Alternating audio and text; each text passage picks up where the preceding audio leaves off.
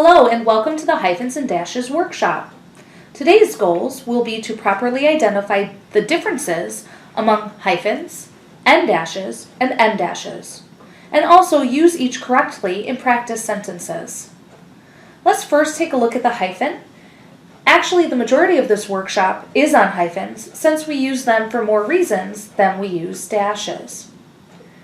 The hyphen is essentially the minus symbol that you can see at the top of your keyboard or in the number pad. You will have no space in between, and we normally use one hyphen, but we can use more, and I'll discuss when that is later on. Let's take a look at when we use hyphens with modifiers. The first example is when we have 2 or 3 words used as one adjective before a noun. When using 2 or more adjectives, you will need to hyphenate them in order to combine them together. In the example, it was a well-written report. The report wasn't well, but well describes how it was written. Therefore, well-written is 2 words being used as one adjective to describe the type of report. We can also use hyphens when using compound modifiers. In this instance, we use what's known as suspended hyphens. This is where you will see more than one hyphen used. In the example, this preschool class has 4 and 5-year-old students. In other words, the preschool class has 4-year-old students and 5-year-old students, but you want to combine the years. You won't want a hyphen in between 4 and the word and, because and is being used to combine the modifiers. That's why the hyphen after 4 is considered suspended. It's really attached to year old, as we see with 5-year-old. Another way that we use hyphens with modifiers are if we are using a letter or a number modifier. For example, the A-frame house or a 20-inch margin. You can also use hyphens when you are going to create an expression. Here you can see we're using more than one hyphen to describe the type of expression someone has. She had a down on my luck expression on her face. Here we used 3 hyphens. We can also use hyphens for a compound noun used as an adjective. In the example, the high school students have 2 major dances a year. The word high school is a compound noun. This is a common mistake used when using the compound noun high school. Were the students high? No. This is not the intent we are trying to provide for this sentence. The students were in high school. As you can see from this example, it's very important to use a hyphen. We wouldn't want to make any necessary changes in meaning. We also use hyphens for some prefixes or suffixes. For example, we use hyphens for all of the following prefixes. All, as in all-inclusive, ex, when meaning former, as in ex-wife, self, as in self-ascribed. We also use hyphens with the suffix elect, as in president-elect. The majority of the time, however, prefixes do not need a hyphen. If you're unsure, you'd want to consult a dictionary. You would, however, use hyphens with a prefix if you are combining it with a compound word, such as pro-civil rights. Also, when using a prefix that would need clarification or pronunciation. You would need to look at the context in order to determine if the word needs a hyphen for clarity. Did we mean to sign again, re-sign, or do we mean to quit, resign? We also use hyphens to help with pronunciation. In the example coworker, without the hyphen, we might pronounce this word as coworker. We would also use a hyphen with a prefix ending with the same beginning letter as our root word, such as re-elect and shall-like. Using a hyphen with double vowels eliminates any awkward phrasing. We wouldn't say re-lect, we would say re-elect. So adding the hyphen ensures we are properly pronouncing the word. We also would use a hyphen with a prefix and a numeral or proper noun, such as pre-1900s or unchristian. Here are some other times that we would use a hyphen. For instance, anytime we are writing out the numbers 21 to 99, we would need a hyphen to do that. Also, any fractions written out, such as 2/3 and 3/4. Anytime we are spelling out a word, we need hyphens in between that. So for instance, you spell the word believe, B-E-L-I-E-V-E. Notice the hyphens in between. Another common time we use hyphens, although you might not have to do it yourself, is when we are creating columns in typography. On the printed page, there are normally columns used, so hyphens are needed when moving from one line to the next, or when moving from the left column to the right. There are rules to this, but I will not concentrate on them, since this workshop's lesson is how we can use them in our papers. I do provide an example later on, though, that covers one of these rules to show you why it's important to use hyphens correctly in typography. Now let's discuss when we would not use hyphens. Anytime you use an adverb ending in ly, you would not use a hyphen. So, it was a previously owned company. You do not need a hyphen between previously and owned. Also, anytime you are using a modifier after the noun, you do not hyphenate it. The report was well written. Yes, it was a well-written report would be hyphenated, but the report was well written eliminates the hyphen because the modifier came after the noun report. We also do not hyphenate adjectives used with compound nouns. The office just purchased a new laser printer. Did the printer have a new laser? No, the laser printer was new. You want to make sure you are using new as an adjective for the compound noun, laser printer, not just for one word. Remember, you use a hyphen with a compound word and a prefix, like the previous example with pro-civil rights, but not with a compound word and an adjective. Let's do some practice with when we should use a hyphen and when we shouldn't. For the following examples, we want to place a hyphen in the correct spot. In the first example, his half-court shot amazingly went in. Half-court describes the type of court. Therefore, it needs to be hyphenated. Number 2, he is a chef well known for many Hollywood parties. This example does not need a hyphen. Although well known describes the type of chef, it's a modifier that comes after the noun.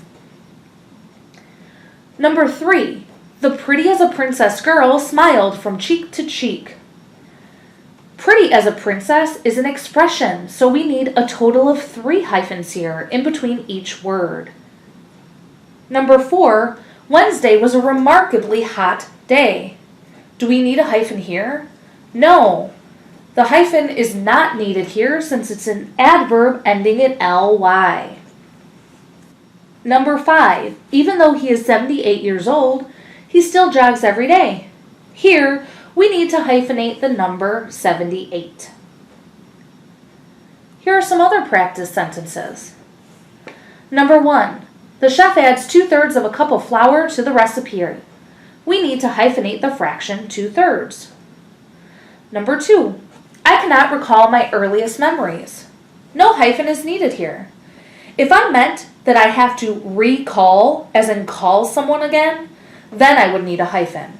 But here I'm saying I cannot recall my earliest memories. Again, use context to help you.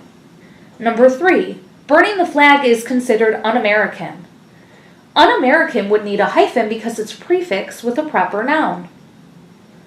Number 4, when I complained to the co-owner, the store offered me a refund. Co-owner needs a hyphen due to the double O. Otherwise, we might pronounce this word as cooner. Number 5, we pre-sorted our mail so we could open the Christmas cards right away. Here, pre-sorted doesn't need to be hyphenated. Even though pre is a prefix, it's not on our list of prefixes that always need to be hyphenated. Again, consult your dictionary if unsure. Moving on from hyphens onto our Mdash. The Mdash is rarely used. We tend to use a hyphen instead, but there are very specific times where we do use them. So let's discuss them. The Mdash is longer than the hyphen and shorter than the Mdash. It is notably called the Mdash because it is approximately the width of a capital N. If you are using Windows, you can achieve the Mdash by holding down Control and hitting your hyphen key. If you're using a Mac, you can do Option plus hyphen. There will be no spaces in between. We use an Mdash in between letters, numbers, or locations. You could find the answer in the A through L thesaurus. Please read pages 46 through 48. Take the Detroit-Toledo Highway. For compound adjectives, the Mdash is mainly used to eliminate ambiguity. Journals welcome writing center-based research. In this example, do the journals welcome people to write about a center-based research? Or is the research about writing centers? In this example, we are trying to state that the research is writing center based. We also use Mdashes for dates and times. For example, for the school year, I have class Mondays through Wednesdays. We also use them for relationships or connections, like the Gopher-Badger game or the Sarbanes-Oxley Act. When should we not use an Mdash? Well, essentially don't use Mdashes when you are going to state it with a preposition. The Mdash essentially takes place of the preposition, so you wouldn't have to use both. You can say he stayed from 8 o'clock to 9 o'clock, but if you use the Mdash, you want to make sure you eliminate both of those prepositions. It costs between $500 and $600. If you use the Mdash, you'd want to make sure that you eliminate between and, since essentially the Mdash takes place of those prepositions. You also will not use an Mdash for compound names. When maiden and married names are put together to form a last name, those are actually hyphenated. Even though we use an Mdash to create a relationship between names, for someone's last names, use the hyphen instead. Now we're moving into the Mdash. Similar to the Mdash in its namesake, the Mdash is about the width of a capital M. You should think of the Mdash as what we use with sentences or phrases, instead of words like we use for the hyphen and Mdash. The Mdash is longer than both the hyphen and the Mdash. If you have Windows, you're going to want to use Control plus Alt and then your hyphen key. Or for a Mac, you would use Option Shift hyphen. You can, if you have it set up correctly on your computer, do hyphen hyphen, your next word plus enter, and it will automatically change that hyphen hyphen to an Mdash. Remember though, you want to have no space in between. You can use one Mdash at the end of a sentence or two in the middle. I'll show you an example of both. You would want to use an Mdash when ending a sentence mid-thought. You're telling me you, John broke off in disgust. You're not actually finishing the quote, so here you'd use an Mdash. You also want to use an Mdash to set off a quote. If I'm going to tell you that Henry David Thoreau said the mass of men lead lives of quiet desperation, here I'm using a dash to show you attribution. You can also use an Mdash when replacing a colon. In the example, after months of deliberation, the jurors reached a unanimous verdict, guilty. Here you can see I've used one Mdash.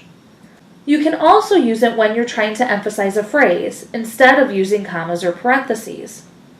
It was hot, steaming hot, near the heavens. This is where I have two Mdashes.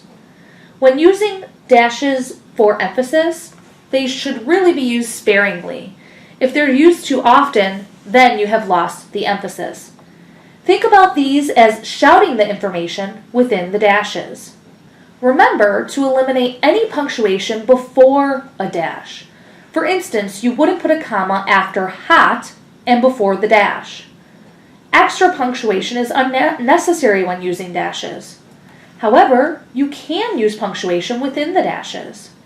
In order for me to really shout this information, I could have written steaming hot plus an exclamation point before that second dash. When should you not use M-dashes? Don't use M-dashes when your information is an aside. Use parentheses to indicate asides. The information that would be parenthetical is contents that can be completely removed without changing the meaning of the sentence. In the example, she is going with John, you know, the handsome one, to the conference. That information can technically be removed without changing the meaning of the sentence. You also wouldn't want to use an M-dash when the information is equal. Here, you'd use commas instead. Use the comma to separate out a phrase that may be entirely removed without harming the syntax of the sentence. Essentially, the comma merely creates a pause but doesn't suggest a value to the information. In the example, the elephant, although rare, is very friendly. Here we have merely created a pause instead of meaning to shout or whisper the information within those commas. Let's take a look at some examples of when hyphens and dashes were really necessary. Father to be stabbed to death in bar. Consider how the absence of hyphens here affects the meaning of this headline. If we left the hyphens out of father to be, this newspaper heading would be a premonition of what's to come, and we would be able to warn the father of his fate ahead of time. Unfortunately for this father to be, newspapers cannot tell the future. I saw a man eating alligator, or I saw a man eating alligator. As you see in this example, a hyphen can make a big difference in meaning. Here's an example of hyphens used in typography on the printed page. Here we are using hyphens when we are trying to create narrow columns, so we need to hyphenate our words. However, we have to be careful where we put the hyphen, and we have to put it with the correct syllable. The way the hyphens are used here, we will read this headline as, man sued over a hip hen that caused man's laughter. In this example, we can see how a difference in punctuation can really affect the meaning. The first picture, using a hyphen, correctly depicts a place that serves pasta without gluten. However, the second picture, with the M-dash, depicts pasta telling gluten that it's free, urging the gluten to take the pasta home. Or another picture could be of gluten holding the pasta captive, or us urging gluten to free the pasta. There are many resources available that describe appropriate times to use hyphens and dashes.